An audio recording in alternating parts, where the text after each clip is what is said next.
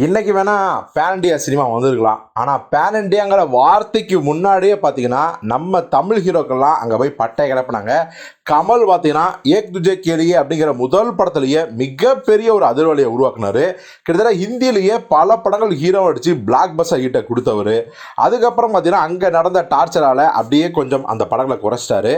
இன்னொரு பக்கம் பார்த்தீங்கன்னா இயக்குநர்கள் நான் சொன்ன மாதிரி பாலச்சந்தரோட ஏக் துஜே கேலியே, அவரை பாக்யராஜ், இன்னைக்கு வரைக்கும் முருகதாஸ் அட்லின்னு பல பேர் அங்கே கோல் வச்சுட்ருக்காங்க.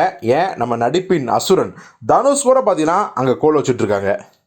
அதே மாதிரி நம்ம சூப்பர் ஸ்டார் ரஜினியோட எந்திரன் பார்த்தீங்கன்னா அங்கே மிகப்பெரிய ஹிட் ஆச்சு. ஹிந்திலையும் 2.0 பார்த்தீங்கன்னா மிகப்பெரிய வெற்றி அடைஞ்சது. இன்னும் கொஞ்சம் முன்னாடி போனோம்னா நம்ம சியான் விக்ரமோட அண்ணியெல்லாம் பட்டை கிளப்பிச்சு அப்ராஜ் டூ அப்படிங்கிற பேரில்.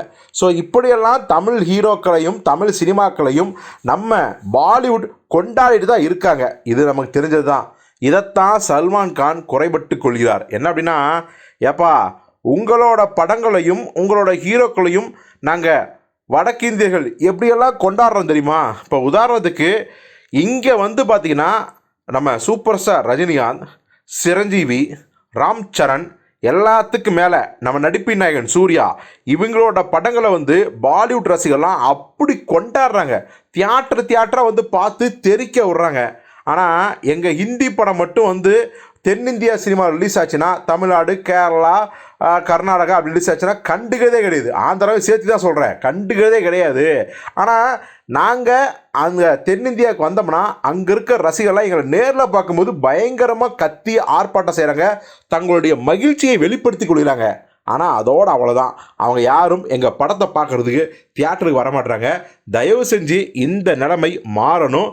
ஸோ என்னுடைய படம் இப்போ ரிலீஸ் ஆகுது, அதுக்கு தயவு செஞ்சு ஆதரவு கொடுங்கன்னு கேட்டிருக்காரு.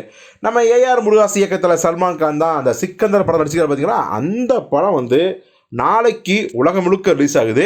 ஸோ அதை குறித்து தான் நம்ம சல்மான் கான் ரொம்பவே நொந்து போய் சொல்லியிருக்காரு.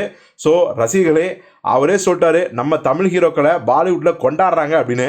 ஆனால் அவங்களையும் நம்ம கொண்டாடணும் இல்லையா? ஸோ சல்மான் கானோட சிக்கந்தர் படத்தை தியேட்டரில் போய் பார்த்து சல்மானின் மனதை குளிர்விக்குமாறு நம்ம கேட்டுக்கொள்கிறோம்.